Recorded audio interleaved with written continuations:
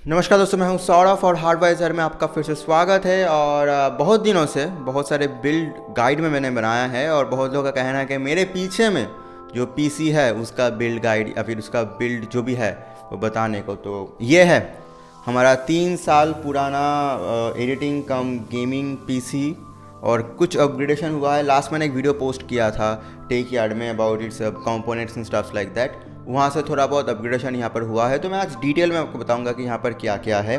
तो थोड़ा बहुत आप देख सकते हो हैंडल्ड वीडियो है, तो थोड़ा बहुत डिफरेंट होगा नॉर्मल जैसे हम लोग वीडियो बनाते हैं।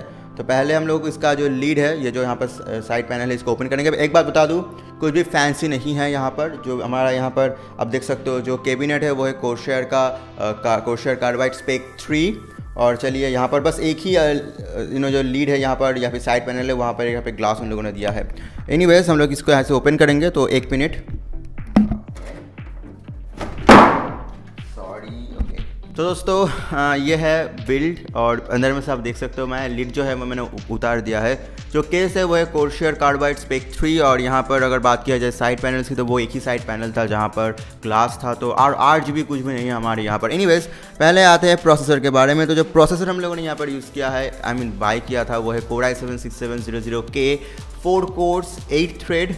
और एट द सेम टाइम उसका क्लॉक स्पीड था, बेस क्लॉक स्पीड था 4 गीगाहर्ट्ज़ और जो टर्बो होता है वो था 4.2 गीगाहर्ट्ज़। और हम लोग ओवरक्लॉक कर सकते हैं, हम लोग ओवरक्लॉक करते भी है अराउंड 4.4 गीगाहर्ट्ज़ तक हम लोग जा सकते हैं। और भी ऊपर पॉसिबल है, लेकिन हमारा जो जो कूलर है यहाँ पर वो उतना पावरफुल नहीं है एज ऑफ नाउ। उसके बारे में मैं डेफिनेटली आऊँगा। तो Core i7-6700K हम लोग यूज़ करते हैं और 3 साल से बहुत अच्छा परफॉर्मेंस दे रहा है।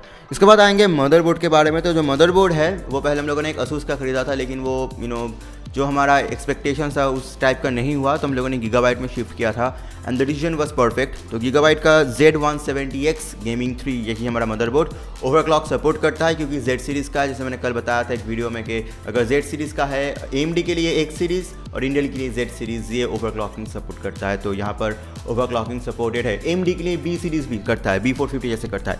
इनवेज इसके बाद में आऊँगा रैम के बारे में। तो अगर रैम की बात किया जाए तो यहाँ पर है 2 स्टिक रैम, दोनों ही जी स्किल की तरफ से है। जी स्किल ने स्पॉन्सर नहीं किया, हम लोगों ने बाय किया है। 8 GB का रैम है, दोनों स्टिक टोटल 16 GB। और एट द सेम टाइम अगर इनका जो स्पीड है उसकी बात किया जाए तो 2400 मेगाहर्ट्ज़ नहीं कि 2400 मेगाहर्ट्ज़। बहुत लोग कहेंगे क्यों 3000 नहीं लिया, 3200 नहीं लिया, क्योंकि हम लोगों को पता है कि रैम का स्पीड ज़्यादा होने से परफॉर्मेंस में उतना बूस्ट नहीं आता है जितना प्राइसिंग में हम लोगों को देना पड़ता है। तो 2400 विल बी इनफ। हम लोग इंटेल XMP यूज़ करते हैं और 2400 में ही चलाते हैं। अगर हम लोग XMP यूज़ नहीं करते तो 2133 मेगाहर्ट्ज़ में चलना पड़ता है, क्योंकि जो प्रोसेसर है वो 2133 के ऊपर सपोर्ट नहीं करता है। लेकिन हम लोग इंटेल XMP यूज़ करते हैं और 2400 में हम लोग रैम को चलाता है और वही उसका मैक्स स्पीड है। इसके बाद दोस्तों हम लोग आएंगे क्या ग्राफिक्स कार्ड के बारे में बात करेंगे। तो ओके, ग्राफिक्स कार्ड अगर बात किया जाए तो ये है Zotac 1070 Ti मिनी। हम लोगों ने जब लास्ट वीडियो बनाया था पीसी बिल्ड के ऊपर, हाँ वो टेक यार्ड में था, और वहाँ पर हम लोगों के पास 970 था, NVIDIA GTX 970 4 GB जो उसका जो VRAM है। यहाँ पर 8 GB 1070 Ti है, 8 GB का VRAM एंड GTA 5 अल्ट्रा में चलता है and that's an amazing thing isn't it. इसके बाद मैं आऊँगा हम लोग क्यों ओवरक्लॉक नहीं कर पाते 4.4 गीगाहर्ट्ज़ से ऊपर। वो है इसलिए कि हमारा जो कूलर है, आप देख सकते हो अंदर में जो कूलर है वो है कोर्शियर का H60 कूलर। और यहाँ पर बस एक यहाँ पे एक्चुअली 2 फ़ैन हैं, लेकिन अगर हम लोग बात करें रेडिएटर का तो वो सिंगल 120 मिलीमीटर का रेडिएटर है। इससे हम लोग ज़्यादा टेम्परेचर, ओवरक्लॉकिंग में डेफिनेटली ज़्यादा टेम्परेचर आता है, उसको हम लोग कंट्रोल नहीं कर पाएंगे। क्यों हम लोगों ने 120 मिलीमीटर नहीं खरीदा? बिकॉज स्पेस नहीं है। ये जो कैबिनेट है ये डेफिनेटली हम लोग चेंज करेंगे, लेकिन एज ऑफ नाउ पॉसिबल नहीं है। तो यहाँ पर एक्चुअली प्लेस नहीं है 120 मिलीमीटर रैड को लगाने का। तो हम लोगों ने क्या किया था, हम लोगों ने 2 फ़ैन लगाए थे रेडिएटर के 2 साइड में, और उससे थोड़ा बहुत बेनिफिट मिलता है। अगर अब बात किया जाए यहाँ पर है ओके, पहले हम लोग बात करेंगे SSD के बारे में। तो यहाँ पे आप देख सकते हैं SSD है SanDisk का Ultra 2 SATA SSD है, लेकिन जो स्पीड है वो काफ़ी अच्छा है एंड लॉन्जिविटी भी हमारा काफ़ी अच्छा, लगभग 2.5 साल हो चुके हम लोग यूज़ कर रहे हैं। डेली एडिटिंग के बाद भी ये बहुत अच्छा परफॉर्मेंस दे रहा है। तो या definitely that's why I choose Samsung और SanDisk और समटाइम्स कोर्शियर। अब आते हैं पावर सप्लाई के बारे में, और ये है पावर सप्लाई। तो कोर्शियर RMX 750X 650X से हो जाता हमारा, लेकिन जब हम लोग खरीदने गए थे तो 650X और 750X के बीच प्राइसिंग का ज़्यादा डिफरेंस नहीं था, तो वाई नॉट 750X। अगर फ्यूचर में हम लोग इस्तेमाल करें तो वो भी पॉसिबल है। अब आते हैं स्टोरेज के बारे में। तो ये है 1 TB का एक सिंगल स्टोरेज, और ये है 2 TB का और एक स्टोरेज, टोटल 3 TB, 256 GB का SSD तो यहाँ पर है, और हमारा थोड़ा बहुत एक्सटर्नल हार्ड डिस्क है। तो कुल मिलाकर प्रतीक के पास, ये प्रतीक का रूम है, तो कुल मिलाकर प्रतीक के पास क्या 6 to 7 TB होगा। मेरे पास अराउंड 9 TB का स्टोरेज है, तो स्टोरेज हमारे लिए बहुत ज़्यादा लगता है। एंड यहाँ पर ऑब्वियसली हमारे पास एक DVD राइटर है जो हम लोग बहुत रेयरली यूज़ करते हैं, लेकिन हाँ DVD राइटर है, और वो सोनी की तरफ से है। दुनिया DVD राइटर या फिर DVDs को भूल गया है, लेकिन हम लोग अभी भी उसको यूज़ करते हैं सरप्राइजिंगली। और दैट्स इट। और केबल मैनेजमेंट में कुछ हम लोगों ने एक्स्ट्रा नहीं खरीदा है। केबल मैनेजमेंट जो जो SMBX के साथ आया था वही हम लोगों ने यूज़ किया है, कुछ भी एक्स्ट्रा नहीं है। That's it. और यहाँ पर अगर फ़ैन की बात किया जाए, डेफिनेटली फ़ैन की बात मैं करूँगा। तो यहाँ पर सामने 2 फ़ैन है, यहाँ पर 2 फ़ैन है एक्चुअली, और यहाँ पर और 3 फ़ैन है कोर्शियर का, ये SP120 सीरीज़ का है। और पीछे में जो फ़ैन है वो कूलर मास्टर का है, वो भी 120 मिलीमीटर का है। आप देख सकते हो शायद यहाँ पर फ़ैन है।